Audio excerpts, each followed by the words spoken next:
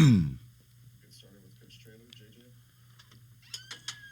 Jeff, what did you see on film after watching this last week's game? Um, Very proud of how our kids fought in the end. We're down 10 in the fourth and rallied back. Just couldn't put them away on that last drive. And congratulations to Rice. Jeff, looking at that last defensive drive again, is there anything you'd want to go back and do differently?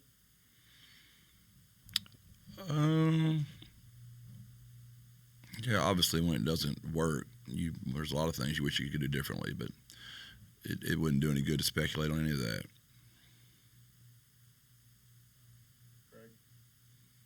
Jeff, you told us after the game that these are the kind of losses that can splinter a team. What have you seen from the group and their reaction since then? Well, we haven't taken the practice field yet. I know they were all team meeting yesterday. Obviously, they're really disheartened. So I just know that was a devastating loss. And I've seen it splinter a lot of teams before. And it'll be important that our leaders handle this thing correctly and coaching staff down. Do you, as the head coach, feel any kind of pressure to make any sort of tangible changes just based on the results we've seen so far this season? Every game you're evaluating and trying to be better. I know the last couple weeks you've told us the team is maybe not as far away as it might seem. Do you still feel that same way, or is there any different perspective after the most recent game? I thought the penalties would be cleaned up much better. We worked really hard on that all 2 weeks. That was the emphasis of the 2 weeks, and that was disheartening. And then obviously the injuries in the game, that was disheartening. And then the way obviously our locker room feels right now after 2 weeks in a row battling back from fourth quarter deficits to have the chance to win the game in both of them and not coming home with either one of them. That was very disappointing.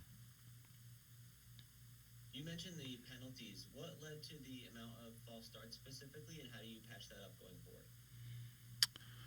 forward? If I had to analyze it, I would just say you got a bunch of guys up there that are feeling a lot of pressure to be successful, and it's just getting to them. I mean, they've ran more 5-backs and they've been held accountable probably as much as any team I've ever had since I've been here. And we usually have this cleaned up by now, and we haven't got it cleaned up yet. And it's still a work in progress, obviously. The other type of penalties that you've talked about a lot is the more emotional penalties, like whether it's the late hit, roughing the passer, unsportsmanlike conduct. I guess more broadly, do you see an issue with discipline with this team, or how do you view that right now? Well, I think you had to say that. I mean, the video shows you what it is, and we hit the quarterback late twice in this game, which has been something we've done all season.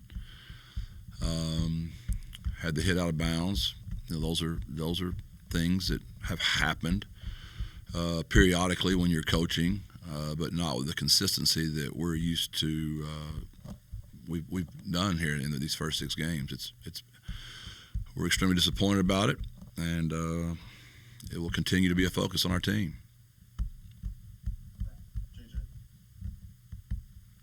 Jeff, how would you evaluate the play of the defense coming out of this week? They were good enough. Just we weren't great, and I thought Rice had an unbelievable game plan.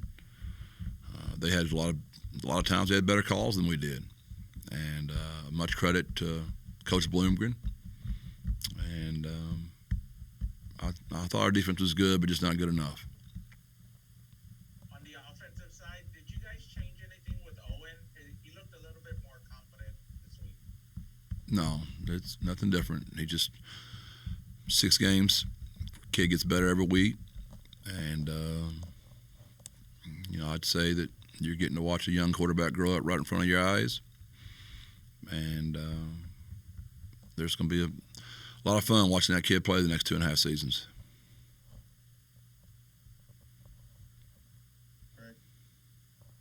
Jeff, we saw J.T. Clark, William McCoy, and David Amaral were all out in this game, and then I know DJ Allen went down at some point during the game. What's sort of the state of the receiver room going forward? Yeah, that's been really unfortunate the entire season. And whoever's healthy and can play Saturday, they'll be out there.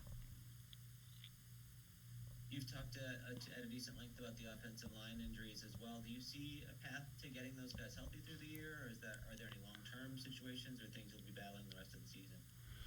No, Mekhi Hart is done for the rest of the year. He injured his left knee severely. Vinley is still up in the air. We don't know.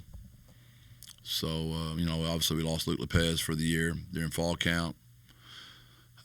It's a trend, for 5 years now. And we've got to really, it seems like every year we talk about this, though, Greg. So we've got to dive into what is the root of all that. Yeah, I know you mentioned going through that process last year and evaluating a lot of different levels of the program and where that might be coming from. Have you learned anything about why that could be so persistent for this group? Yeah, I think we've got it pretty much pinpointed. We just got to get it taken care of now. Can you shed any light on that? What you're referring to? I'd rather not. We'll keep working on that. It's common sense stuff. I mean, those are obviously it always starts in recruiting. I've always said that, but the developmental piece is obviously the piece that's not being handled correctly, and that always gets back to nutrition and strength, staff, and that's something that Ryan Philo and Dr. Campos and I and a nutrition staff, which we hope to get to, and a nutrition table, which we hope to get to. Those are all things that are in the plan to get done in the future. But fans don't want to hear about the future. Fans want it fixed right now, and I don't blame them. We have talked a lot about Mekhi Hart through the last couple of years in his efforts just to get back on the field. What were the emotions like, and how is he handling having another setback like this? He's pretty devastated. He's as low as I've ever seen him. He was playing through a right knee injury in a lot of pain, and now he hurt his left one again. And I hate it for that kid. He's been an amazing football player for us his entire career, all-conference football player, two-time conference champion, single-digit guy for years. I hurt for him. He gave this program everything he had, played through a lot of pain, and he's dealing with a lot right now, just in his head right now, and I don't blame him. Is it accurate to say this is definitively the end of his college career, or is there a path for him to continue or to have an extra season somehow? No, this will be it. This is his last one, and I'm sure he's ready to move on. He's got 2 beautiful children and an amazing wife, and we're starting to plan the future for Mekhi, whether that's coaching, what that looks like. But there's a special place in my heart for that kid, and he's been on my mind, on my heart heavily. That's second play of the game, man. He knew it. He never lays down. And when he was on the field, he told me, he said, "Coach, I know it's over." And he was right. We also saw Joe Evans missing from this game. Is there anything you can tell us about what's going on there or his potential to return? Yeah, he's done for the season as well. He got injured in the East Carolina game, and so he'll have surgery and begin his process for the NFL. His pro day, he has a real potential to play in the National Football League. I think he'll be a draft pick.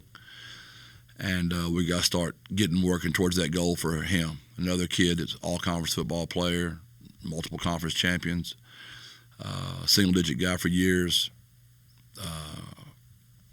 Huge loss for our program, but, man, another amazing kid. It's heavy on my heart. But he will get to continue playing. His is not to the severity. We can get this one cleaned up and fixed up for him, and he'll be fine for his pro day. Was it a knee for him as well? That is correct. And then I guess generally what has to happen for UTSA to pull out of the state that you guys are in and some of the struggles you're going through right now? What are the next steps ahead? I wish there was something that simple, Greg. It was just like a magic pill, but there's not. It's just a lot of work. Continue getting better. Defensively, we have enough pieces left. We could still be good there. Offensively, we got to figure out, what we have left. What can we do to give our guys the best chance to win the game? Really excited about how Tate Sandell kicked the ball. Really excited about how Kel punted the football. I think those are two very exciting pieces. Really excited about our young quarterback. There were some really bright spots in the game. Our kids competed so hard. They've not given up, and I understand the frustration everybody has. We have it much, much worse in this building. We're very disappointed and sorry for our play so far. Should we expect to see Tate Sandell as the permanent option at kicker going forward, and what did you make of his performance?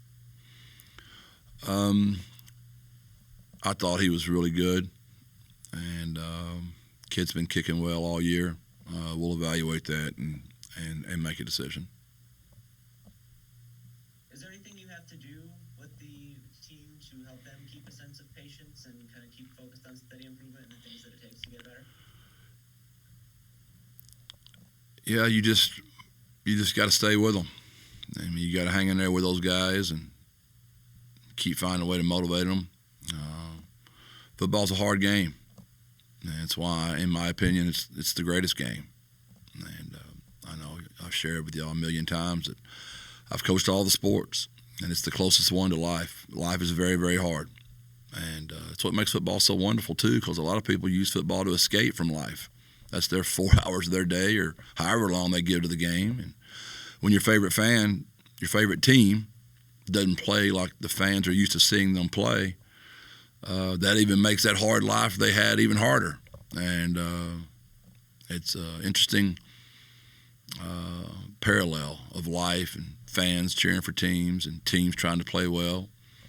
And I've always found that very fascinating, how all this works. And I still stand by. You've got a great job when everybody's angry. When everybody wants the head coach fired and the whole staff fired, you got a good job. You can't have it both ways. You can't be the face of the city for 4 years, and then the 5th year and not be the face and not do correctly and not win and not have your fan base upset and furious. That means we got a good job and we've got high expectations, and that's the way it should be. Do you have any insight on what led to the post-game scuffle near your sideline and how that situation played out? Rice was very excited. They won the game, and they had never beaten us before. And and it got to our sideline over there, and most of our kids handled it well, and some of them didn't. Did you see anything from the group that didn't that required any disciplinary action, or how are you handling that? That'll all be handled in-house. I know there's a video circulating with Cyrus Dumas in particular throwing a punch at a Rice player. Can you share anything about the response to that? Very disappointed. It'll be handled in-house.